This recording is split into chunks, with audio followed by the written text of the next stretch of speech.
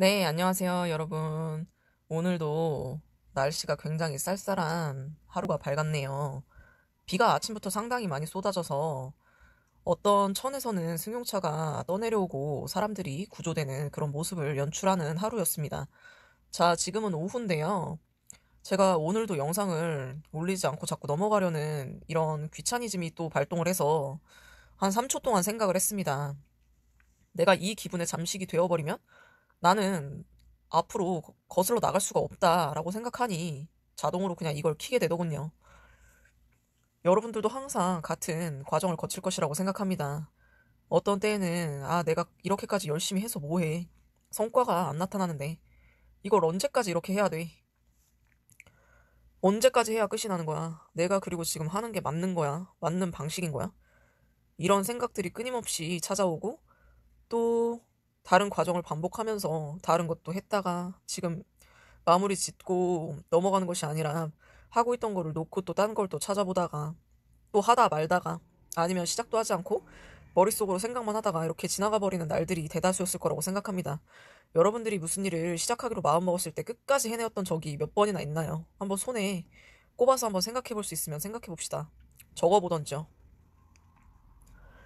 우리는 인간이기 때문에 이런 도태되는 과정과 귀차니즘과 목표의 불확정함, 목표의 불확실성, 이런 것들을 계속 같이 공존하는 상태에서 살아갑니다.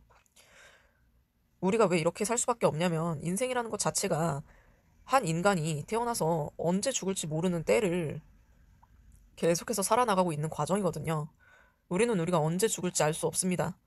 그러니 언제 죽을지 알 수 없으니 대비해서 충분한 돈을 앵간히 갖고 있고 또 충분한 상황을 어지간히 만들어 놓고 하여 내가 어떤 급박한 상황이 오더라도 다른 삼자에게 피해주지 않고 잘 갈 수 있게 하기 위한, 나를 잘 보내기 위한 그런 일련의 과정들을 우리는 거쳐가고 있다고 생각하면 되겠습니다. 그렇다면 임금체불 진정서 작성 방법을 알려드리기 이전에 우리는 인생의 한 면에 대해서 잘 바라봐야 되겠는데요. 우리가 인생을 잘 살기 위해서 임금체불 진정서 작성이라는 것도 하게 됩니다. 인생을 막 살고 내팽개쳤다면 이런 진정서 같은 것들 안 쓰고 그냥 페인처럼 살다 가겠죠? 자, 그래서 우리가 인생을 잘 살다 가려면 일단은 우리는 인생을 언제든지 마감할 수 있다라는 생각을 가져야 할 것 같습니다. 인생이 언제든지 종료할 수 있다라는 생각을 항상 먹어야 될 것 같습니다.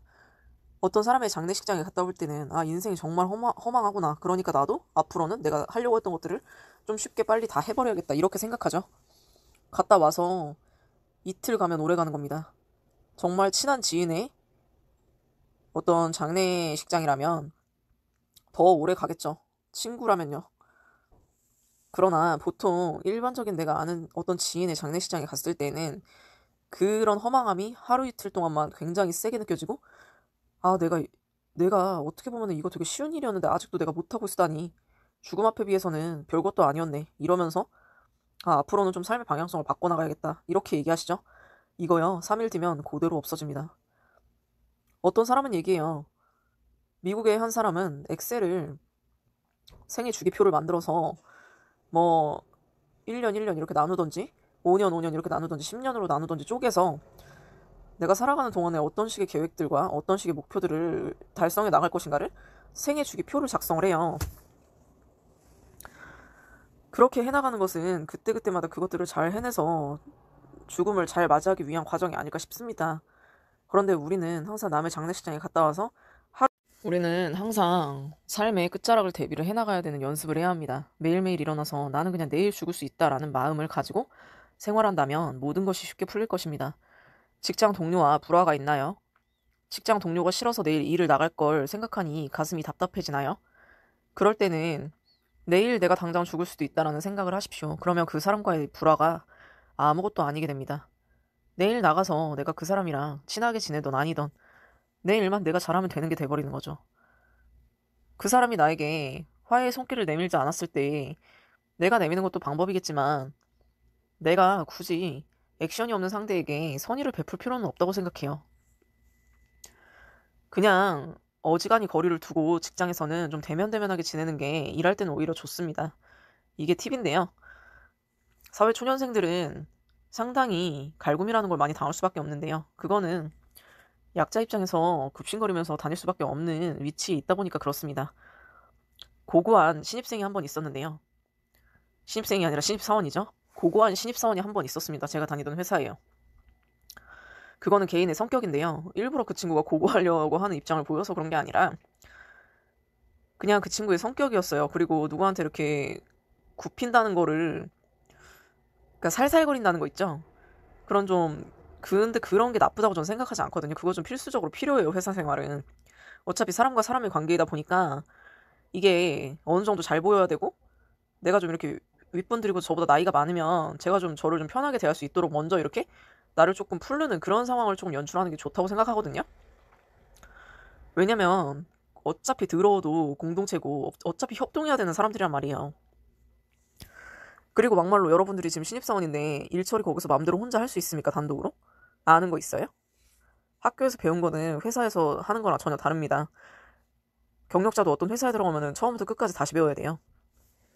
그러니까 신입사원은 신입사원에 맞는 그런 태도가 있다고 저는 생각을 하거든요.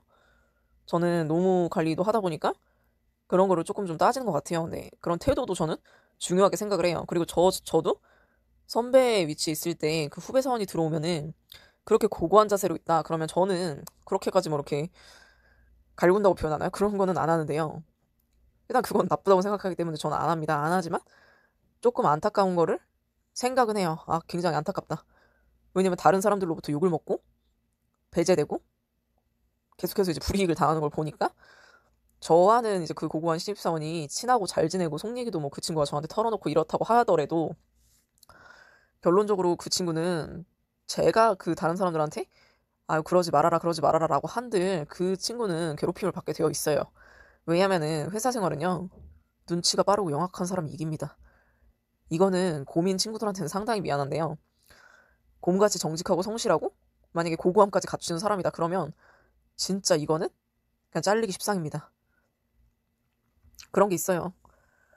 아무튼 임금체불 진정서 작성하는 것도 우리가 인생을 잘 마감하기 위한 과정 중에 하나니까 너무 이런 게 고통스럽다면 내일 당장 우리가 죽을 수도 있다라고 한번 마음을 먹어보십시오. 그렇다면 조금은 편안하게 진행하실 수 있을 거라고 생각이 됩니다. 모든 일이 너무 하기가 힘들다. 모든 일이 너무 시작하기가 힘들다. 라고 생각되시는 일이 지금 있다면 여러분들은 바로 당장 내일 내가 죽을 수도 있다라고 한번 생각을 해보세요. 생각이 안 들더라도요. 한번 깊게 한번 생각을 해보세요. 내가 진짜 내일 당장 죽는다면 이까짓 게 지금 무섭나? 라고 한번 생각을 해보십시오. 두려운 거 하나도 없습니다. 하지만 일반적인 사람들은 이 과정을 잘 못해요. 그러기 때문에 세상 만사에 대해서 피곤함을 느끼고 스트레스 받는 겁니다. 자, 임금체불 진정서 작성도 굉장히 스트레스 받으실 거예요. 그래도 한번 해볼게요. 일단은 임금체불 진정서 작성 네이버에 검색을 하시면, 자, 네이버 들어왔어요. 제가 보여드릴게요. 저는 이런 것들을 이렇게까지 보여드리지는 않고 여러분들이 스스로 이렇게 1350에 전화하셔가지고 싹 찾아서 이렇게 좀 쉽게 하는 쪽으로 이제 강의를 하고 있는데, 여러분들한테 그래도 어떻게 검색하는지는 좀 한번 보여주는 게 좋을 것 같아요. 너무 지금 다들 힘들어하는 것 같아서. 임금체불 진정서 작성 이렇게 치면 뭐 노무사분 이렇게 얘기 나오고 그냥 블로그 이런 얘기도 나오고 어떻게 쓰는지 뭐 여기는 약간 간단하게 뭐 써줬다고 하네요. 제목에 이렇게 쭈쭈쭈쭈 나오면 솔직히 이렇게 돼 있으면 뭘 들어가야 될지 모릅니다. 제가 말씀드릴게요. 이렇게 쭉 내리다 보면요, 이렇게 개인들이 써놓은 글 있죠. 이런 거 보지 마세요, 여러분들. 이런 거 보니까 자꾸 딴 쪽으로 넘어가는 거예요. 이거 들어가면요 또 딴 소리 하거든요. 그러니까 이거에 대한 주제는 맞는데 그래서 뭘 어쩌라고로 끝나고 다시 나와요, 글을. 이걸 좀 아셨으면 좋겠네, 제가 지금 얘기하는 거를. 이렇게 임금체불 진정서 작성 검색 누르면 이런 글이 먼저 뜨잖아요. 블로그 글. 이런 것들 들어가지 마세요, 여러분. 저걸 들어가는 순간 이제 헬이 됩니다. 이런 경력 17년차 노무사가 답변 드립니다. 이런 것도 읽다 보면은 딴소리를 해요. 약간 좀 포괄적으로 이야기를 하다 딴 쪽으로 막 빠진단 말이에요. 임금체불 진정사건에서 필요한 자료는 근로계약서 4번 임금 미지급된 통장 내역 등입니다. 이거 되게 웃긴 게 뭐냐면요, 근로계약서가 작성을 지금 안 하고 있는 사업장인데 무슨 근로계약서 4번을 냅니까? 임금체불 진정사건에서 근로계약서 4번 필요 없어요. 이거 제가 이런 거 보니까는 자꾸 답답한 거예요. 무슨 임금체불 진정사건에서 필요한 자료가 계약서가 있어요. 이런 거 없어요, 여러분. 이런 거 없습니다. 계약서 내고 그런 거 없어요. 계약서고 뭐고 그런 거 안 내도 돼요. 그냥 내가 밝히면 되거든요. 내가 연봉이 얼마고 몇 시부터 몇 시까지 근무하는 거고 이런 거를 그 근로감독관한테 그 근로감독관이 물어보면 사실대로 대답해주면 되는 거예요. 무슨 근로계약서를 내요. 그리고 임금 미지급된 통장 내역을 왜 줘요? 임금을 못 받았는데 통장에 내역이 어디 있어요? 이게 그러니까 이게 말이 벌써 이거 써놓은 것도 맞지도 않은 거예요. 임금 미지급된 통장 내역에 내 거 입출금된 내역들이 개인 기록이 다 있는데 그걸 왜 냅니까? 아니 근로감독관한테 우리 개인적인 정보를 왜 줘요? 이거 웃기는 일이에요. 이거 방금도 노무사분이 달지 않았나요? 근데 임금 미지급된 통장 내역을 이게 말이 웃긴 게 임금이 미지급됐는데 통장 내역에 들어온 내역이 없잖아요. 근데 뭘 찍어서 올립니까? 이게 상식적으로 말이 됩니까? 그러니까 자꾸 이렇게 쓸데없는 거 해놓으니까 자, 그래서 이렇게 임금체불 진정사건에서 필요한 자료 근로계약서, 사본, 임금 미지급된 통장 내역 등 이런 거 필요하지 않습니다. 하나도 안 내도 되겠습니다. 그냥 말로 하시면 됩니다. 임금체불 진정서에다가 작성을 타이핑으로 하시든지요. 자, 어디서 하는지 말씀드릴게요. 여기 보시면 저런 지식인이나 블로그는 다 그냥 지나치시고요. 이렇게 사이트 주소가 나오죠. 요거 클릭합니다. 민원마당, 민원신청, 서식민원, 고용노동부, 전자민원마당 이것도 있고 여기 밑에 보면 고용노동부, 전자민원마당 이것도 있죠. 요거나 요거 이렇게 사이트 주소가 나오는 거 이런 걸 클릭합니다. 자, 클릭. 이렇게 클릭하면요. 이렇게 임금체불 진정서라는 게 서식명에 나와요. 번호 252번. 임금체불 진정서 나옵니다. 자, 여기 신청 파란 버튼 누릅니다. 누르면요. 이렇게 성명하고 주민번호 로그인하는 게 있고요. 아이디, 비밀번호, 그리고 공인인증서 로그인하는 것도 있습니다. 이거 로그인하셔가지고 작성해서 내시면 되겠습니다. 이렇게 해서 위치까지 오늘은 알려드렸고요. 자, 오늘도 영상이 길어지니 여기서 일단은 끊고 가겠습니다. 오늘도 시청해주셔서 감사합니다, 여러분. 감기 조심하세요.